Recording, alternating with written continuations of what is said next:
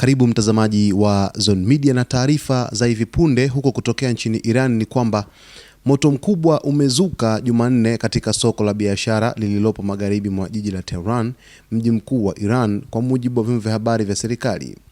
Moto huo ulitokea katika eneo la Janat Abad, eneo lenye vibanda na maduka mengi ya kibiashara.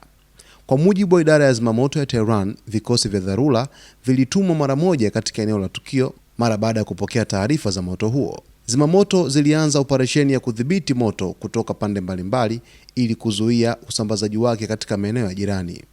Kamanda wa operesheni wa huduma za dharura za Tehran, Mohammad Behnia, alisema kuwa hadi sasa hakuna majeruhi waliothibitishwa kutokana na tukio hilo. Aliongeza kuwa taarifa sahihi kuhusu hali ya ndani ya soko hilo zinaendelea kukusanywa huku operesheni ikiendelea. Msemaji wa idara ya zimamoto ya Tehran, Jalali Maleki, alisema moto huo ni mkubwa kwa kiwango kwamba unaonekana kutoka maeneo mbalimbali ya jiji la Tehran.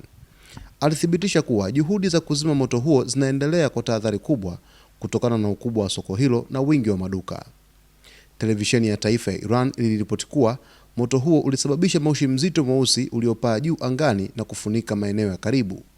Picha zilionyesha moshi huo ukionekana kwa mbali, hali iliyozua hofu miongoni mwa wakazi wa eneo hilo. Hadi sasa chanzo cha moto huo bado hakijafahamika na mamlaka zimesema taarifa zaidi zitatolewa mara baada ya operesheni za kudhibiti moto kukamilika na tathmini ya awali kufanyika.